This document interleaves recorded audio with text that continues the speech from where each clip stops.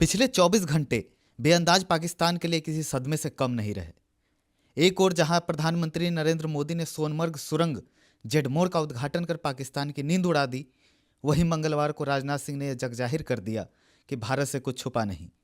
बगल में खड़े होकर यह सुना दिया कि पीओके में अभी भी आतंकी कैंप चल रहे हैं और उसके बिना जम्मू कश्मीर अधूरा है।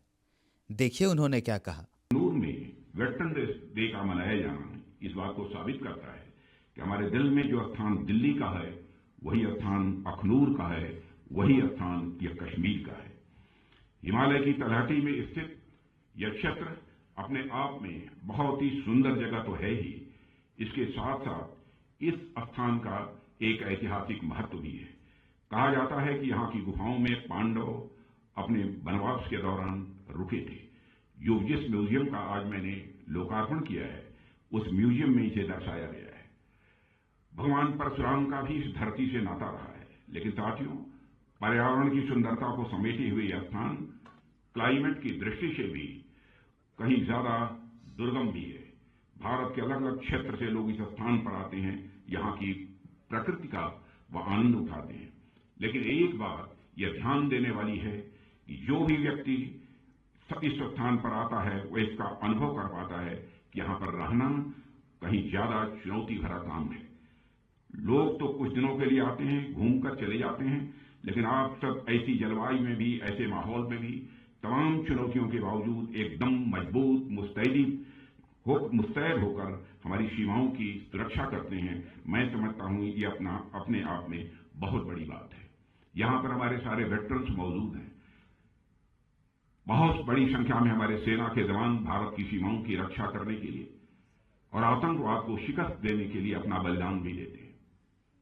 मैं कभी यदि विचार करता हूं कि क्या कारण है, कौन सी वह भावना है कि हमारे सेना के जवानों को देश की सीमाओं की सुरक्षा के लिए अथवा इस आतंकवाद से मुक्ति दिलाने के लिए अपना सर्वस्व न्यौछावर करने की प्रेरणा देती है, तो स्वाभाविक रूप से मैं इस नतीजे पर पहुंचता हूं।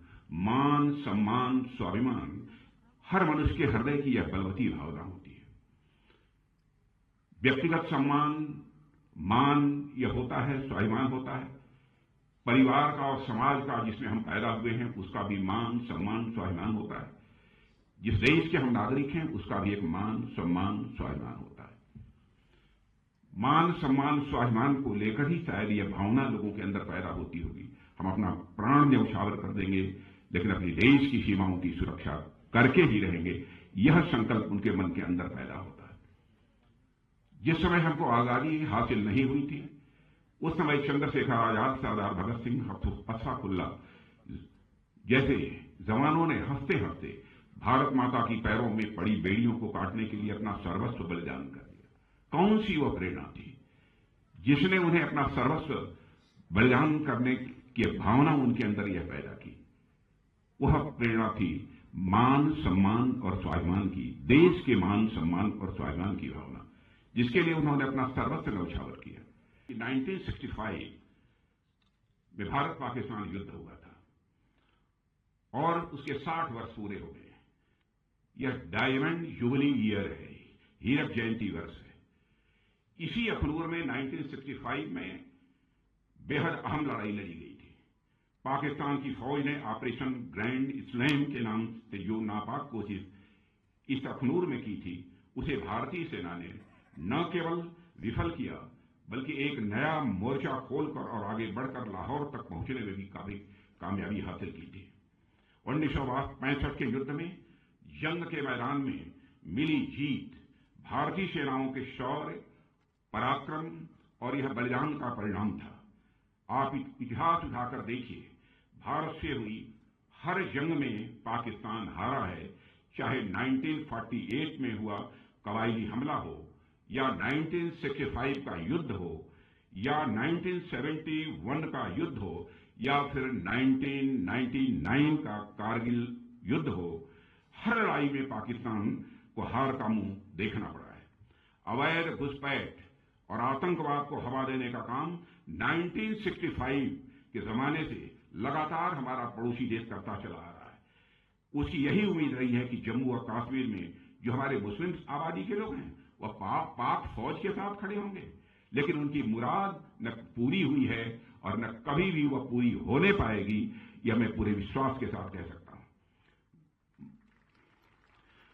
क्योंकि आपने देखा होगा न तो 1965 में यहां के लोगों ने पाकिस्तान का साथ दिया, न ही आतंकवाद के इस दौर में साथ दिया, बल्कि आतंकवाद से लड़ते लड़ते हमारे कई मुस्लिम भाइयों ने भी अपनी शहादत दी है। मोहम्मद उस्मान को भी मैं नहीं भूल सकता। पहले ऐसे मुस्लिम व सैनिक थे जिन्होंने देश की सीमाओं की सुरक्षा के लिए अपना बलिदान दिया था। पाकिस्तान अपनी तरफ से पूरी ताकत झोंकता है कैसे भारत को डिस्टेबलाइज किया जाए। इसके बावजूद पाकिस्तान ने आज तक आतंकवाद का दामन नहीं छोड़ा है। आज भी 80% से अधिक आतंकवादी पाकिस्तान से ही भारत में आते हैं। सीमा पार से जारी आतंकवाद 1965 में ही समाप्त हो गया होता यदि तत्कालीन सरकार ने जंग के मैदान में मिली कई स्ट्रेटेजिक एडवांटेजेस को बातचीत की मेज पर स्ट्रेटेजिक एडवांटेजेस में न बदल दिया होता। स्ट्रेटेजिक एडवांटेजेस हमको मिली थी, लेकिन बातचीत की मेज पर स्ट्रेटेजिक एडवांटेज में हम नहीं बदल पाए। यह आरोप नहीं है, जो हुआ उसके पीछे उस समय उनकी कुछ सोच रही होगी, उसकी चर्चा मैं यहां पर नहीं करना चाहता। साथियों, 1965 के युद्ध में भारतीय सेनाओं ने हाजी पीर पर तिरंगा लहराने में सफलता हासिल की, मगर उसे बातचीत की मेज पर छोड़ दिया गया।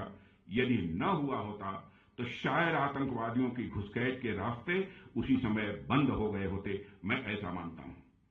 इसकी शुरुआत हमने जम्मू और कश्मीर से धारा 377 समाप्त करके की है। आज यहां हालात काफी हद तक बदले हैं, इस सच्चाई को सभी को स्वीकार करना पड़ेगा। जम्मू कश्मीर बिना पीओके के अधूरा है, भारत के माथे का मुकुट मणि है। वैसे भी पीओके पाकिस्तान के लिए एक फॉरेन टेरिटरी से अधिक कुछ नहीं है। पीओके में रह रही अवाम को एक डिग्निफाइड लाइफ से महरूम रखा जा रहा है। उन्हें मजहब के नाम पर हिंदुस्तान के खिलाफ बरगलाने और उकसाने की कोशिश पाकिस्तान के हुक्मरानों द्वारा यह बराबर की जा रही है। हाल ही में पीओके के इल्लीगल वजीर आजम अनवारुल हक ने हिंदुस्तान के खिलाफ जो जहर उगला है वह पाकिस्तान की ही साजिश का हिस्सा है। पीओके के वजीर आजम अनवारुल हक जो आज कह रहे हैं वही भारत विरोधी एजेंडा पाकिस्तान के हुक्मरानों ने जनरल जियाउल हक के जमाने से चलाया हुआ है। पीओके की जमीन का इस्तेमाल आतंकवाद का खतरनाक कारोबार चलाने में किया जा रहा है। यह बात आज मैं खुलकर कहना चाहता हूं। वहां आज भी आतंकवादियों के लिए ट्रेनिंग कैंप चलाए जा रहे हैं। सीमा से सटे हुए इलाकों में लॉन्च पैड बने हुए हैं, इसकी पक्की जानकारी है। भारत सरकार को सब पता चल रहा है। पाकिस्तान को इनको खत्म करना ही होगा, नहीं तो डाट डाट डाट। देश की उन्नति के लिए, जम्मू कश्मीर की उन्नति के लिए जिन श्रमिक भाइयों ने कठिन से कठिन परिस्थितियों में काम किया, जीवन पर को भी संकट में डाल करके काम किया, साथ हमारे श्रमिक साथियों ने अपनी जान गंवाई, लेकिन हम अपने संकल्प से डिगे नहीं, मेरे श्रमिक साथी डिगे नहीं। किसी ने घर वापस जाने की कहा नहीं। इन मेरे श्रमिक साथियों ने हर चुनौतियों को पार करते हुए इस कार्य को पूरा किया है।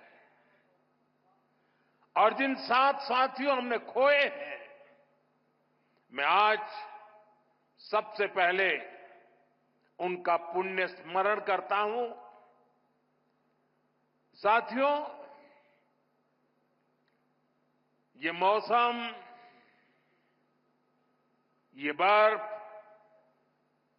ये बर्फ की सफेद चादर से ढकी एक खूबसूरत पहाड़ियां,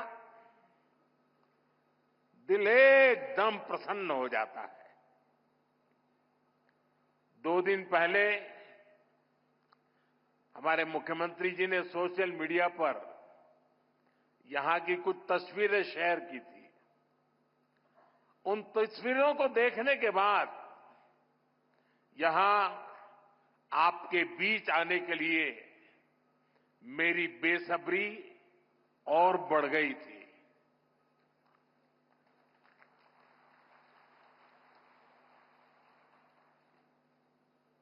और जैसा अभी मुख्यमंत्री जी ने बताया कि मेरा कितना लंबे कालखंड से आप सबसे नाता रहा है और यहां आता हूं तो बरसों पहले के दिन याद आने लग जाते हैं।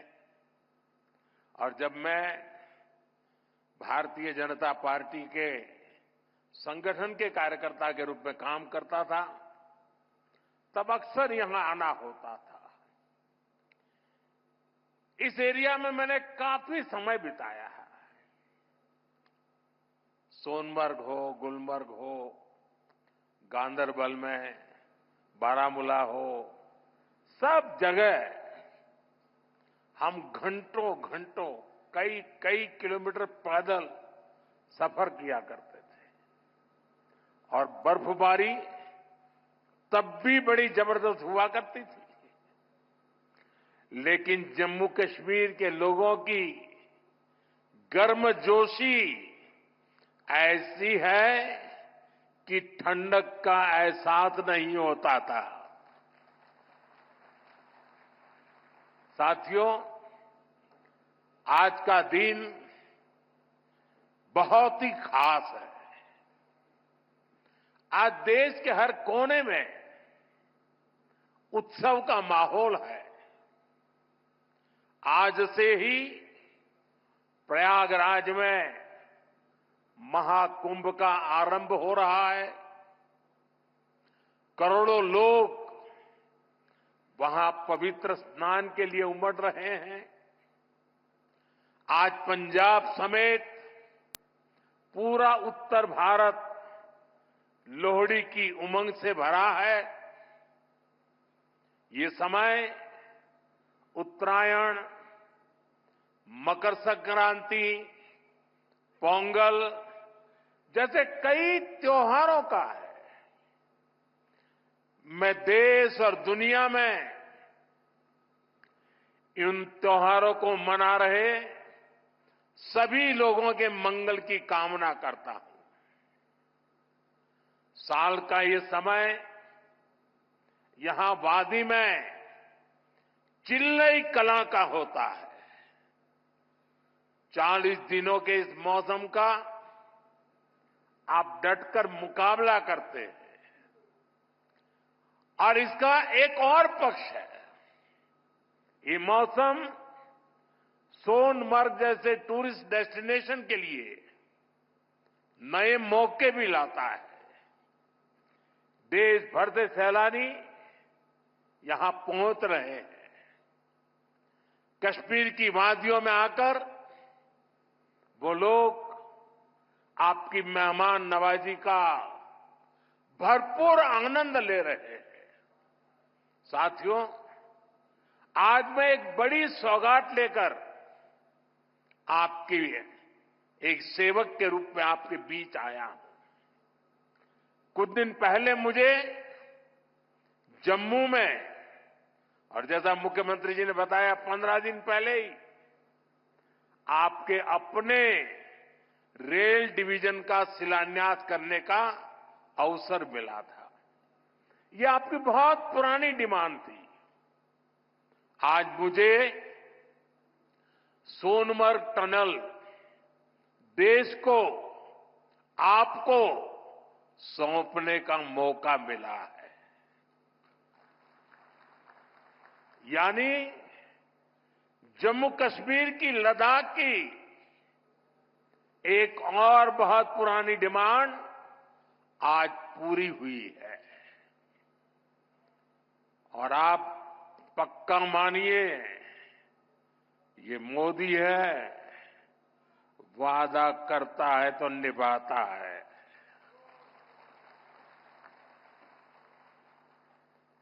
हर काम का एक समय होता है और सही समय पर सही काम भी होने वाले हैं। साथियों, और जब मैं सोनमर्ग टनल की बात कर रहा था, इससे सोनमर्ग के साथ साथ करगिल और लेह के लोगों की, हमारे लेह के लोगों की जिंदगी भी बहुत आसान होगी। अब बर्फबारी के दौरान एवलांच से या फिर बरसात में होने वाली लैंडस्लाइड के कारण जो रास्ते बंद होने की परेशानी आती थी, वो परेशानी कम होगी। जब रास्ते बंद होते हैं तो यहां से बड़े अस्पताल आना जाना मुश्किल हो जाता था। इससे यहां जरूरी सामान मिलने में भी मुश्किलें होती थी। अब सोनमर्ग टनल बनने से ये दिक्कतें बहुत कम हो जाएगी। साथियों, केंद्र में हमारी सरकार बनने के बाद ही 2015 में सोनमर्ग टनल के वास्तविक निर्माण का काम शुरू हुआ और मुख्यमंत्री जी ने बहुत ही अच्छे शब्दों में उस कालखंड का वर्णन भी किया। मुझे खुशी है कि इस टनल का काम हमारी ही सरकार में पूरा भी हुआ है। और मेरा तो हमेशा मंत्र रहता है, जिसका प्रारंभ हम करेंगे उसका उद्घाटन भी हम ही करेंगे। होती है, चलती है, कब होगा कौन जाने, वो जमाना चला गया। साथियों, इस टनल से, इससे सर्दियों के इस मौसम में सोनमर्ग की कनेक्टिविटी भी बनी रहेगी। इससे सोनमर्ग समेत इस पूरे इलाके में टूरिज्म को भी नए पंख लगने वाले हैं। आने वाले दिनों में रोड और रेल कनेक्टिविटी के बहुत सारे प्रोजेक्ट्स जम्मू कश्मीर में पूरे होने वाले हैं। यहीं पास में ही एक और बड़े कनेक्टिविटी प्रोजेक्ट पर भी काम चल रहा है। अब तो कश्मीर वादी रेल से भी जुड़ने वाली है। मैं देख रहा हूं कि इसको लेकर भी यहां जबरदस्त खुशी का माहौल है। ये जो नई सड़कें बन रही है, ये जो रेल कश्मीर तक आने लगी है, अस्पताल बन रहे हैं, कॉलेज बन रहे हैं, यही तो नया जम्मू कश्मीर है। मैं आप सभी को इस टनल के लिए और डेवलपमेंट के इस नए दौर के लिए भी तहे दिल से बधाई देता हूं। साथियों, आज भारत तरक्की की नई बुलंदी की तरफ बढ़ चला है। हर देशवासी 2047 तक भारत को डेवलप्ड नेशन बनाने में जुटा है। ये तभी हो सकता है जब हमारे देश का कोई भी हिस्सा, कोई भी परिवार तरक्की से, डेवलपमेंट से पीछे न छूटे। इसके लिए ही हमारी सरकार सबका साथ, सबका विकास की भावना के साथ पूरे समर्पण से दिन रात काम कर रही है। बीते 10 साल में जम्मू कश्मीर सहित पूरे देश के 4 करोड़ से ज्यादा गरीबों को पक्के घर मिले। आने वाले समय में 3 करोड़ और नए घर गरीबों को मिलने वाले हैं। आज भारत में करोड़ों लोगों को मुफ्त इलाज मिल रहा है। इसका जम्मू कश्मीर के लोगों को भी बड़ा फायदा हुआ है। नौजवानों की पढ़ाई के लिए देश भर में नए आईआईटी, नए आईआईएम, नए एम्स, नए medical college, nursing college, polytechnical college लगातार बनते चले जा रहे हैं। जम्मू कश्मीर में भी बीते 10 साल में एक से बढ़कर एक एजुकेशन इंस्टीट्यूशंस बने हैं।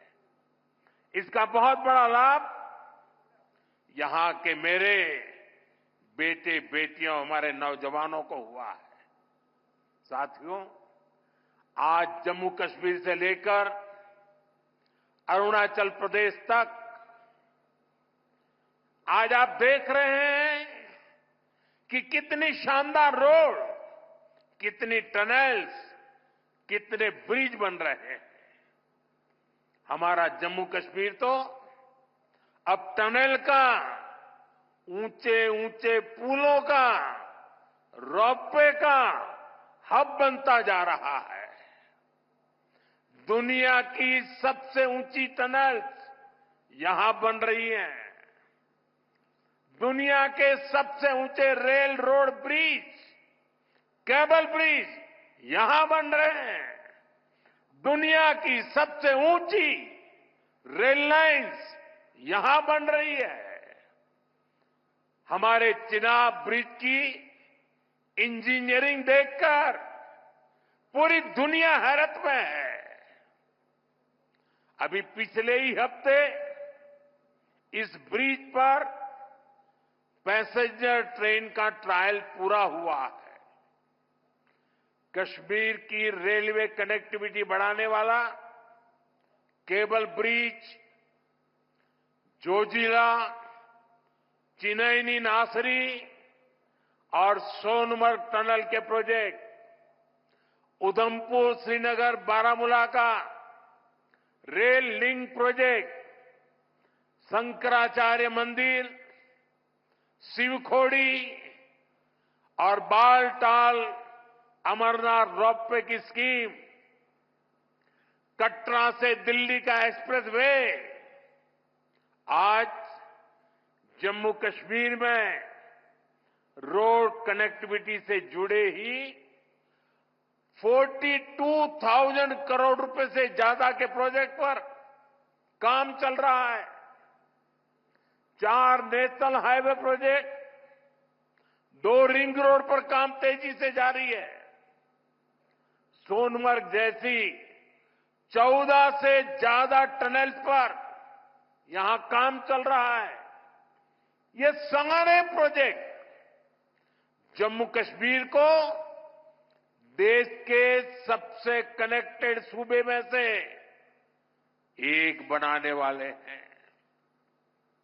साथियों, विकसित भारत के सफर में बहुत बड़ा कंट्रीब्यूशन हमारे टूरिज्म सेक्टर का है। बेहतर कनेक्टिविटी के चलते जम्मू कश्मीर के उन इलाकों तक भी टूरिस्ट पहुंच पाएंगे जो अभी तक अनछुए हैं।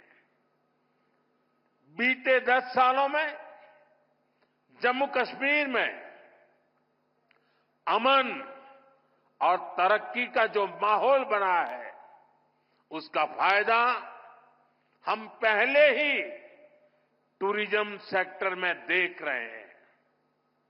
साल 2024 में 2 करोड़ से अधिक टूरिस्ट जम्मू कश्मीर आए हैं। यहां सोनमर्ग में भी 10 साल में 6 गुना ज्यादा टूरिस्ट बढ़े हैं। इसका लाभ आप लोगों को हुआ है, आवाम को हुआ है, होटल वालों, होम स्टे वालों, ढाबा वालों, कपड़े की दुकान वालों, टैक्सी वालों, सभी को हुआ है। साथियों, 21वीं सदी का जम्मू कश्मीर आज विकास की नई गाथा लिख रहा है। पहले के मुश्किल दिनों को पीछे छोड़कर हमारा कश्मीर अब फिर से धरती का स्वर्ग होने की पहचान वापस पा रहा है। आज लोग रात के समय लाल चौक पर आइसक्रीम खाने जा रहे हैं। रात के समय भी वहां बड़ी रौनक रहती है।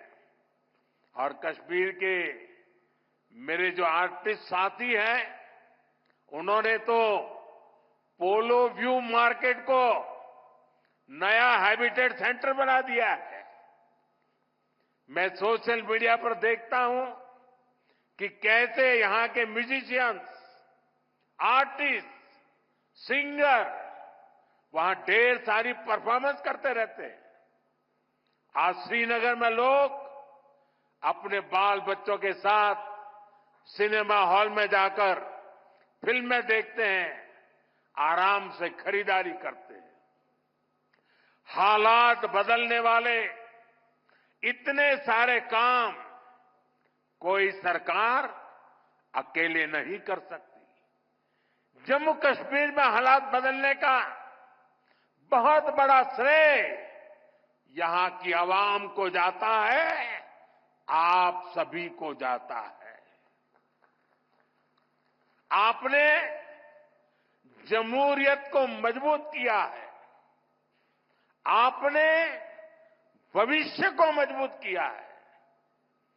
साथियों, ये जम्मू कश्मीर के नौजवानों के लिए एक शानदार फ्यूचर सामने मुझे साफ साफ दिखाई दे रहा है। आप स्पोर्ट्स में ही देखिए कितने मौके बन रहे हैं। कुछ महीने पहले ही श्रीनगर में पहली बार एक इंटरनेशनल मैराथन हुई है। जिसने भी वो तस्वीरें देखी वो आनंद से भर गया था। और मुझे याद है उस मैराथन में मुख्यमंत्री जी ने भी हिस्सा लिया था। इसका वीडियो भी वायरल हुआ था और मैंने भी विशेष रूप से मुख्यमंत्री जी को बधाई दी थी जब मुझे वो तुरंत दिल्ली में मिले थे। मुलाकात के दौरान मैं उनका उत्साह देख रहा था, उमंग देख रहा था और मैराथन के बारे में वो बड़ी बारीकी से मुझे बताया था। साथियों, वाकई ये नए जम्मू कश्मीर का एक नया दौर है। हाल में ही 40 साल बाद कश्मीर में इंटरनेशनल क्रिकेट लीग हुई है। उससे पहले हमने डल लेक के इर्द गिर्द कार रेसिंग के वो खूबसूरत नजारे भी देखे। हमारा ये गुलमर्ग तो एक तरह से भारत के लिए विंटर गेम्स की कैपिटल बनता जा रहा है। गुलमर्ग में 4 खेलो इंडिया विंटर गेम्स हो चुके हैं। अगले महीने 5वें खेलो इंडिया विंटर गेम्स भी शुरू होने वाले हैं। बीते 2 साल में ही देश भर से अलग अलग स्पोर्ट्स टूर्नामेंट के लिए 2,500 खिलाड़ी जम्मू कश्मीर आए हैं। जम्मू कश्मीर में 90 से ज्यादा खेलो इंडिया सेंटर बनाए गए हैं। हमारे यहां के 4,500 नौजवान ट्रेनिंग ले रहे हैं।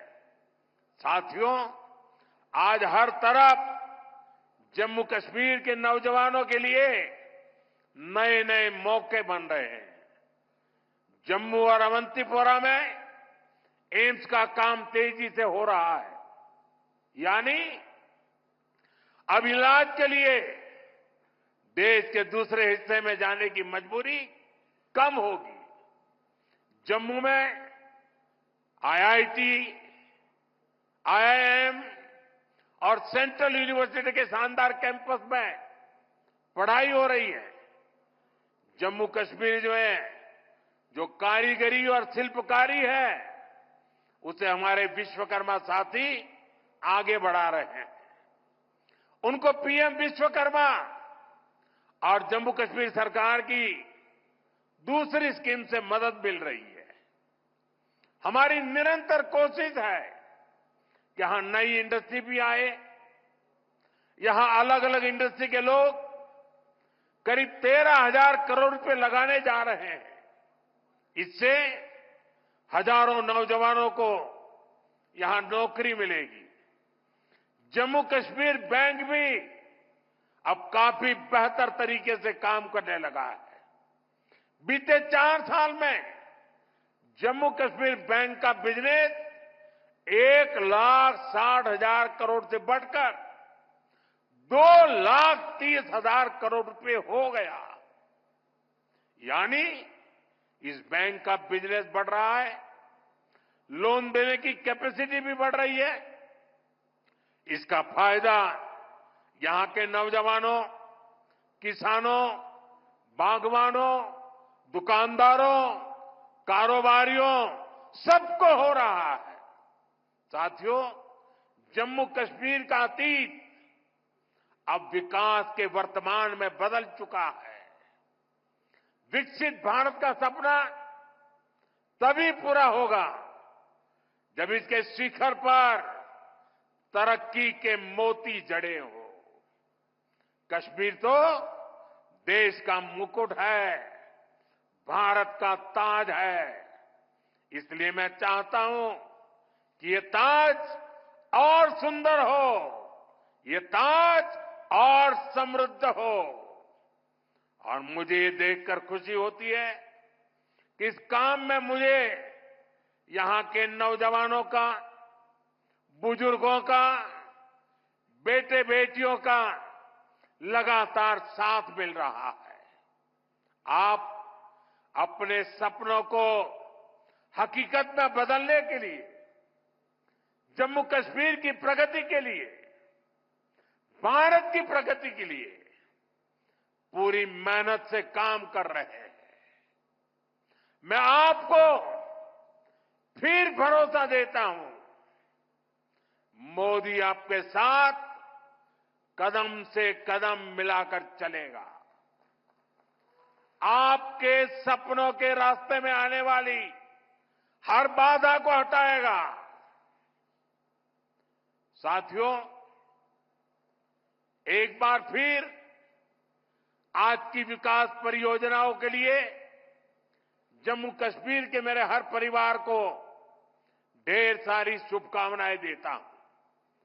ये हमारे साथी नितिन जी ने, मनोज सिन्हा जी ने और मुख्यमंत्री जी ने जिस तेजी से तरक्की हो रही है, जिस तेजी से विकास हो रहा है, जो नए नए प्रोजेक्ट होने जा रहे हैं, उसका विस्तार से वर्णन किया है। और इसलिए मैं उसे दोहराता नहीं हूं। मैं आपको इतना ही कहता हूं कि अब ये दूरी मिट चुकी है। अब हमें मिलकर के सपने भी संजोने हैं, संकल्प भी लेना है और सिद्धि भी प्राप्त करनी है। मेरी आप सबको बहुत बहुत शुभकामनाएं, बहुत बहुत धन्यवाद।